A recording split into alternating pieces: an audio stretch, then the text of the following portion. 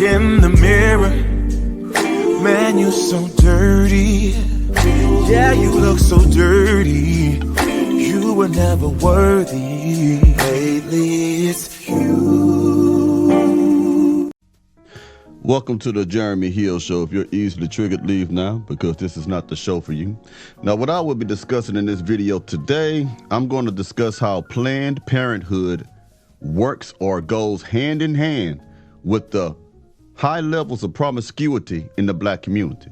A lot of you don't know that the woman, Margaret Sanger, who is the founder of Planned Parenthood, created Planned Parenthood to specifically target black American people.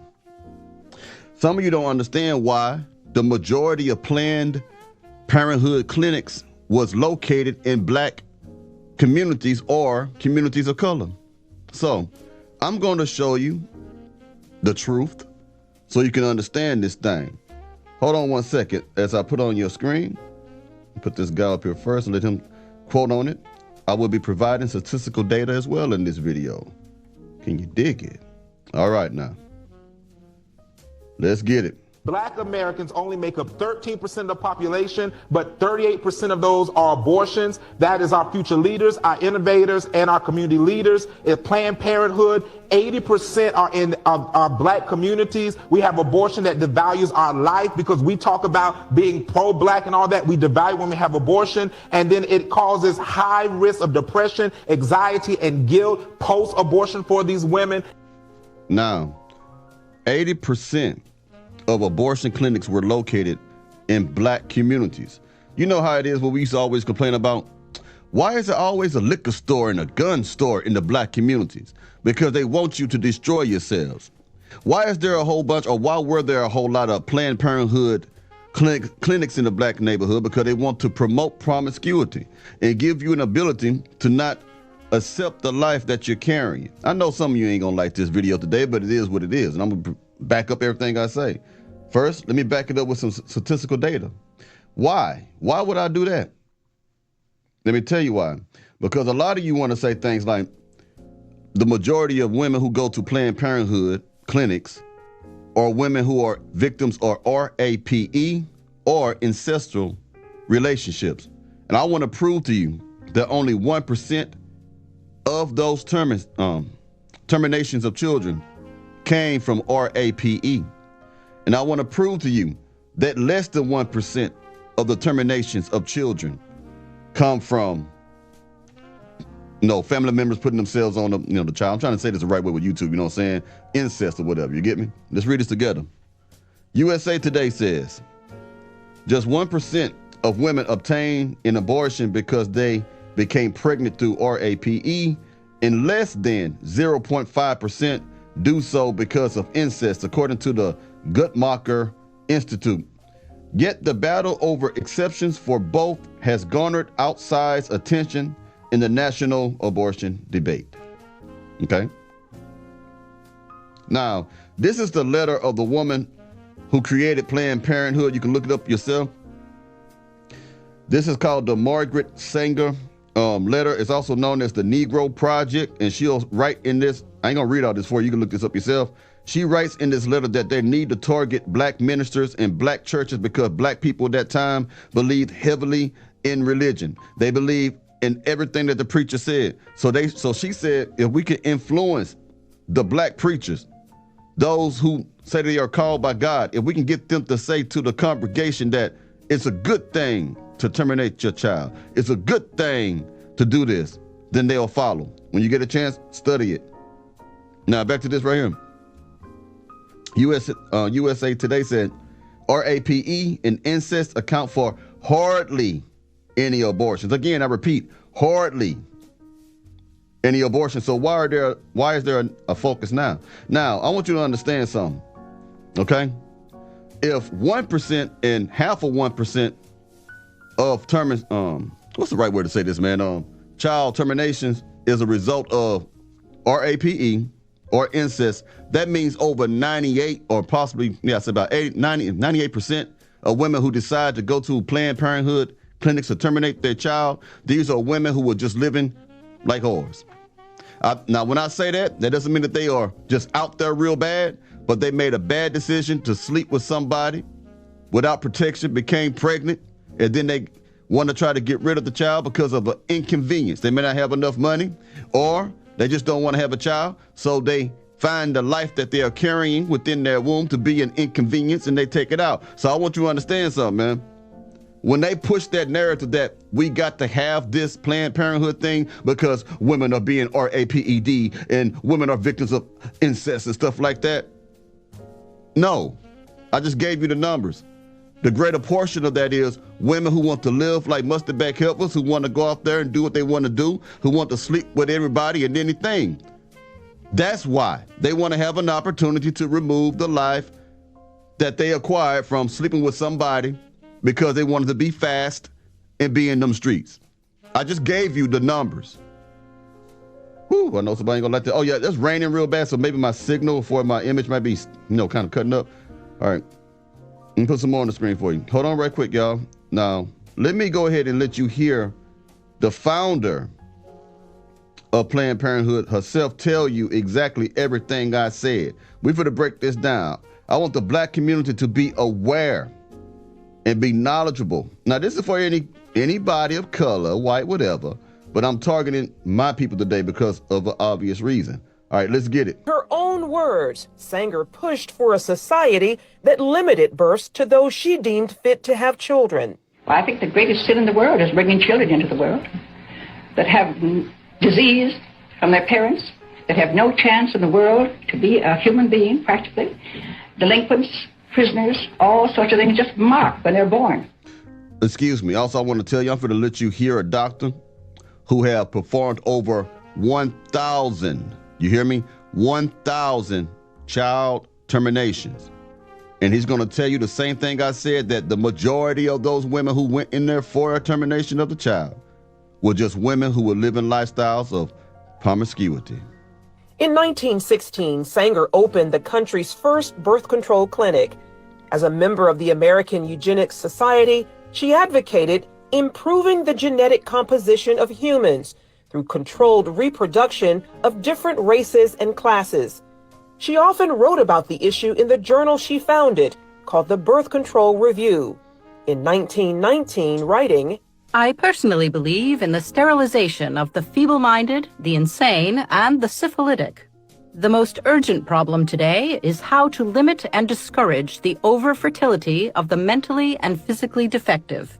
Many point to a 1923 New York Times interview as proof of Sanger's racist motives, in which she referred to people as weeds, saying, It means the release and cultivation of the better racial elements in our society and the gradual suppression, elimination, and eventual extirpation of defective stocks, those human weeds which threaten the blooming of the finest flowers of American civilization.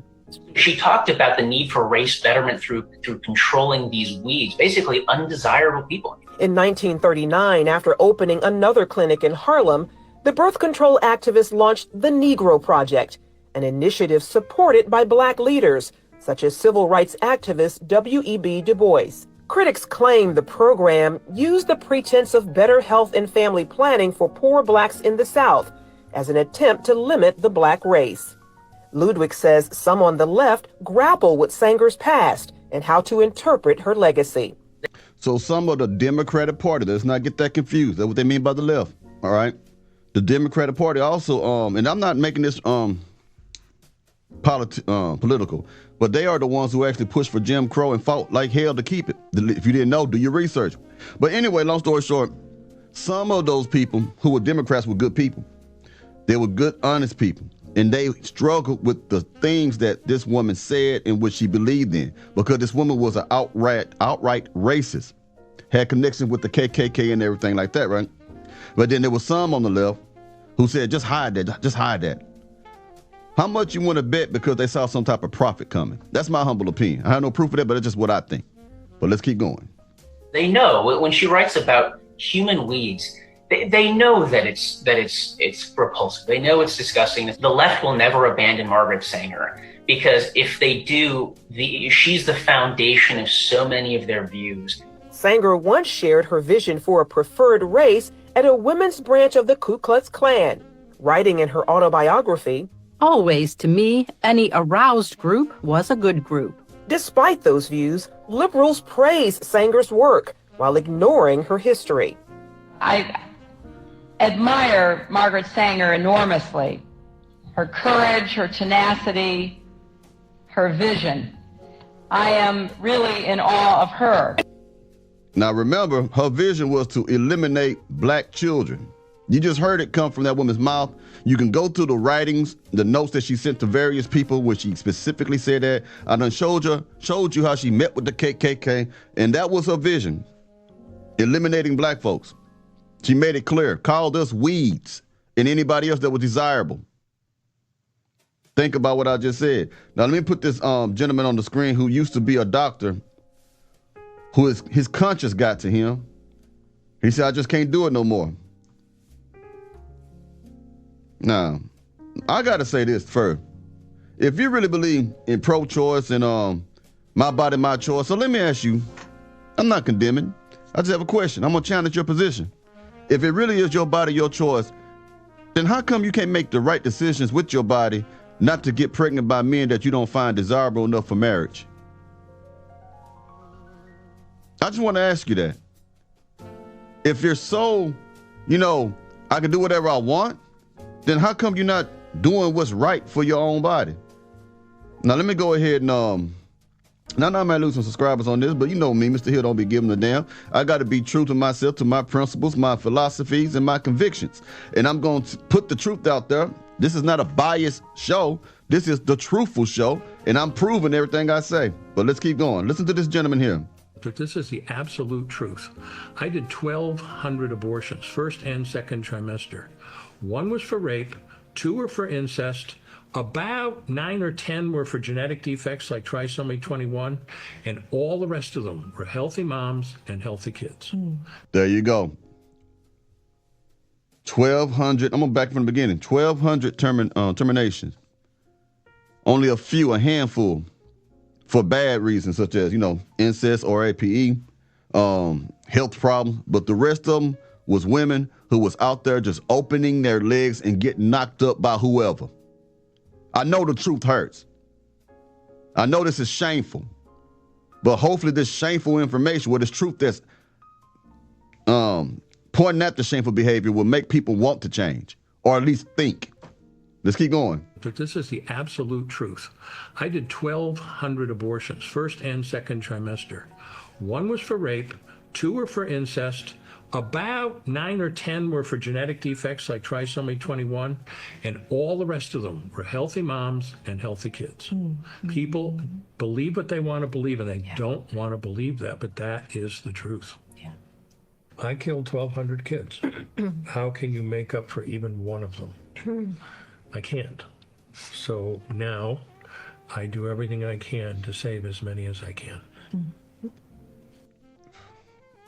And even though you got a doctor who used to perform those surgeries, or whatever you want to call them, there will still be people who won't believe it, who still don't care, who don't believe what he said. This is a man who was doing it. We got a serious issue with the promiscuity, not just in the black community, but in all communities in America as a whole right now. Everybody is sleeping with everybody now.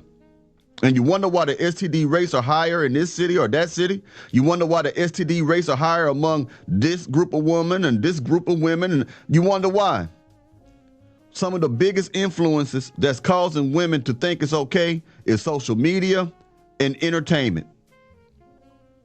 This is why you can have Megan Thee Stallion and Glorilla popping their coochies at the Democratic Party thing. Again, this ain't about being political, but I'm using that as example. Women are so willy-nilly free with showing their coochie and wanting everybody to know they got the best whip. This is why. And it all goes hand in hand. This promiscuity works in tandem with Planned Parenthood. That's it. Yep. Hope y'all don't throw a brick at the TV here in this episode, but it is what it is. I don't apologize for what I say. Anyway, y'all take it easy now. I'll talk to you soon. You hear?